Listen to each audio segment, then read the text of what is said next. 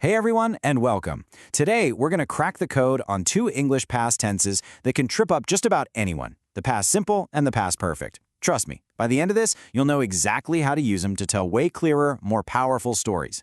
So let's dive right in. So both of these tenses, they obviously talk about the past. But here's the thing, they do it in completely different ways. It's all about the order of events, and you'll see how getting it right can change the entire meaning of what you're saying. All right, take a look at these two sentences. They look almost the same, right? But that one little word, had, it creates a massive difference. In one of these scenarios, you actually caught the train. In the other, yeah, you were left standing on the platform. Any idea which is which? Let's break it down. Okay, first up, let's talk about the past simple.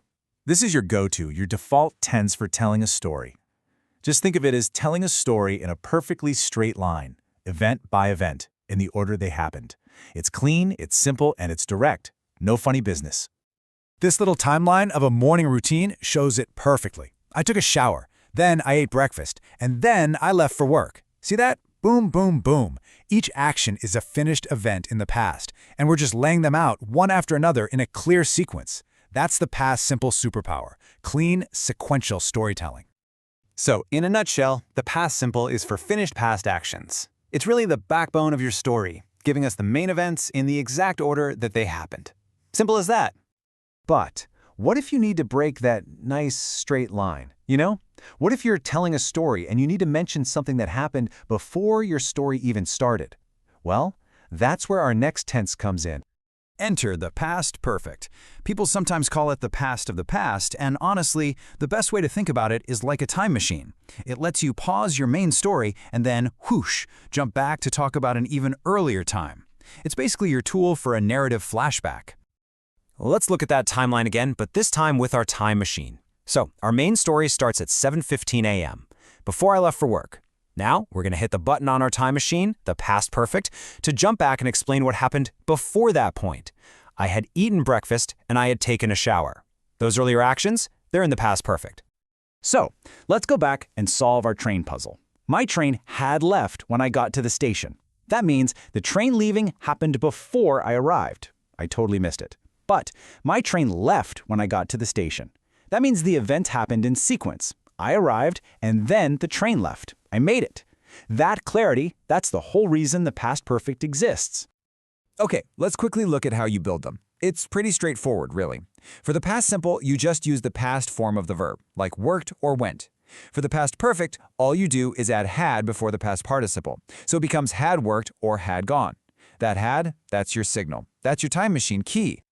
All right, so the past perfect is super important for showing which past events happened first.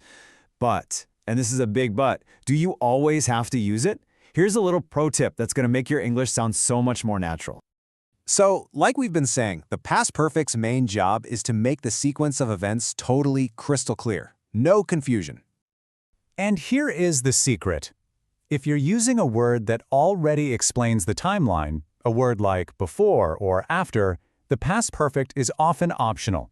So you could just say, the train left before I got to the station, and that's perfectly clear.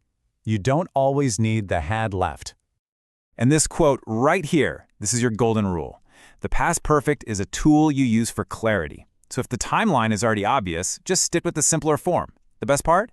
If in doubt, use the simple past. That's your safety net right there. Okay, before we wrap this up, let's look at just a few quick, more advanced ways you can use these tenses to add a little more nuance, a little more sophistication to your English. So for one, you can use the past simple to sound more polite. Saying, I wanted to ask you something sounds a little softer than I want. The past perfect is actually great for expressing regret about something that didn't happen. You can also toss in adverbs like just to add more detail.